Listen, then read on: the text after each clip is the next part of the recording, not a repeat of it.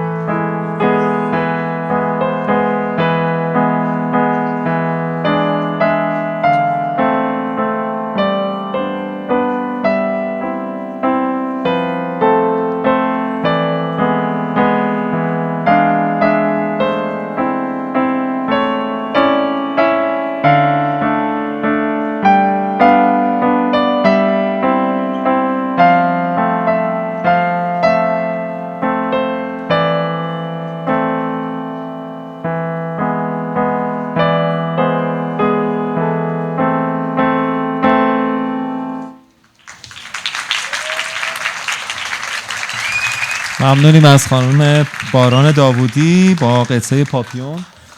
این قطعه مال فیلم پاپیون بود و این فیلم هم که حالا خاطراتی هم احتمالاً باهاش شاید داشته باشید.